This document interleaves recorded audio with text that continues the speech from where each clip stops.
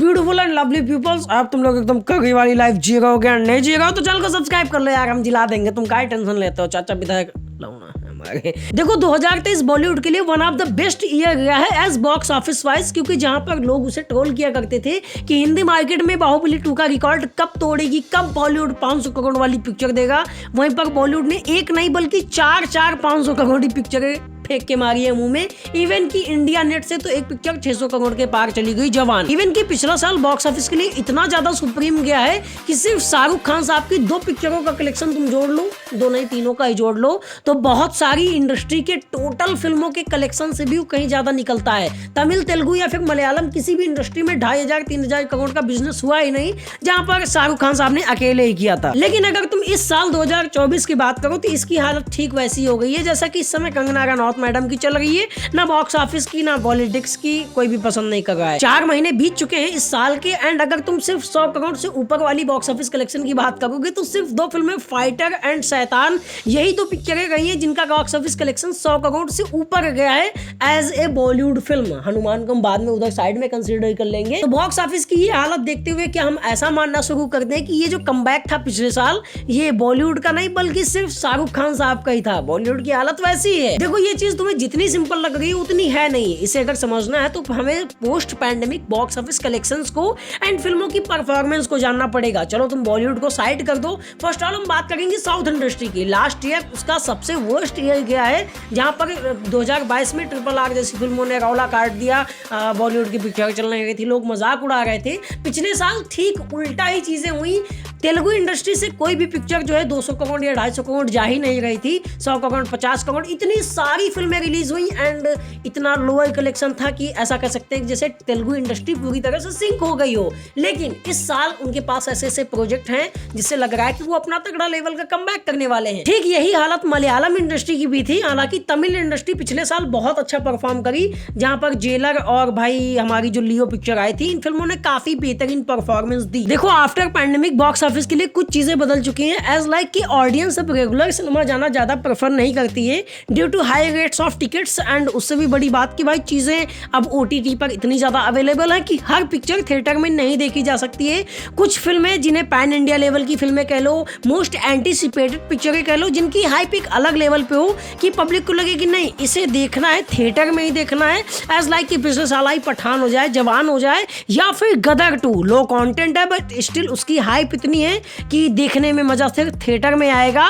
Animal को भी इन्हीं सब चीजों में कंसीडर करो तो पब्लिक ऐसी फिल्मों के लिए ही थिएटर जाती है। लास्ट ईयर बॉलीवुड ने जो बेस्ट परफॉर्मेंस दी उसका रीजन ये है कि भाई उसके पास बहुत बड़े बड़े लेवल की फिल्में थी।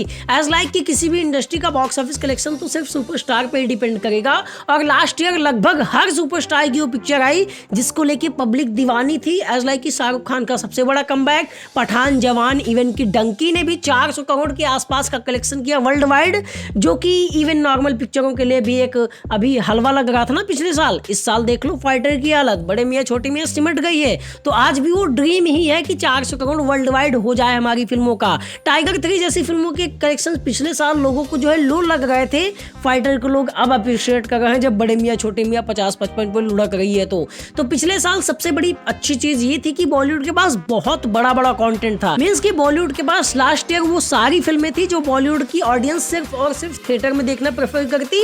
एंड इवन एक चीज और तुम कंसीडर करो कि लास्ट ईयर जो कहते हैं कि बॉलीवुड का कमबैक हुआ तो वो सिर्फ कुछ ही फिल्मों के लिए हुआ था। लास्ट ईयर भी इसी साल जैसी हालत थी जहां पर पठान के बाद सूखा पड़ गया, शहजादा से कुछ उम्मीदें थी, खत्म हो गई, कोई बात नहीं चली, भोला नहीं चली, एंड उसके बाद नेक्स्ट जो है अच्छी खासी बॉक्स ऑफिस कलेक्शन निकाले हैं तू झूठी में मक्कार ने, और उसके बाद फिर बॉक्स ऑफिस से डल पड़ गया। हमारे अक्षय भाई भैया आए वो लेके पिक्चर की रीमेक जिसका नाम था ड्राइविंग लाइसेंस, सेल्फी नाम से, नहीं चली, 2 करोड़ की ओपनिंग, वही वो चीजें हो रही थी जो कि 2022 में, एंड उसके बाद भी अगस्त तक बॉक्स ऑफिस ऐसे ही सूखा रहा है, कोई पिक्चर नहीं चली है उस टाइम पीरियड में। अगस्त में फिर गदर 2 आई एंड उसके साथ ओ माय गॉड 2, उन दोनों पिक्चरों ने ठीक ठाक कलेक्शन किया। गदर 2 ने 500 करोड़ के आसपास किया एंड उसके बाद वो महीना फिर वैसे ही गया।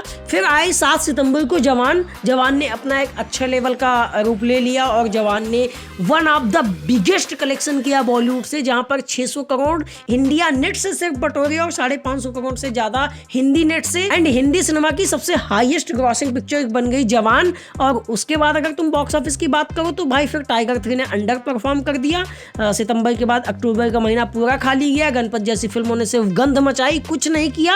और उसके बाद आती है एनिमल नवंबर में, फिर कोई पिक्चर नहीं चलती है। एनिमल के साथ सैम बहादुर लगभग कलेक्शन करती है मिडिल क्लास का, और फिर डंकी और सलार। मतलब इस चीज को अगर तुम डीपली समझो तो देखो मैंने उंगलियों पे पिक्चरें गिना दी हैं कि कौन कौन सी पिक्चर ने कलेक्शन किया है।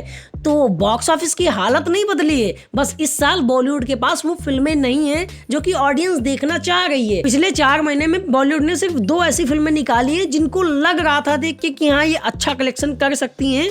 हाँ, पठान जवान के लेवल का नहीं, लेकिन एक मतलब प्रोड्यूसर साहब तो बोल रहे थे कि 1100 करोड़, लेकिन उसको साइड कर देते हैं। फर्स्ट ऑल तो हमारी सबसे बड़ी उम्मीद थी फाइटर से, जो कि एक एवरेज कलेक्शन के ही आसपास का, लोग सोच रहे थे 700-800 करोड़ ऐसे ही हवा में हो जाएगा, पर ये इतना भी इजी गेम नहीं है बाबू, और ये तुम समझ चुके हो। उसके बाद BMCM की हालत तुम देख ही रहे हो।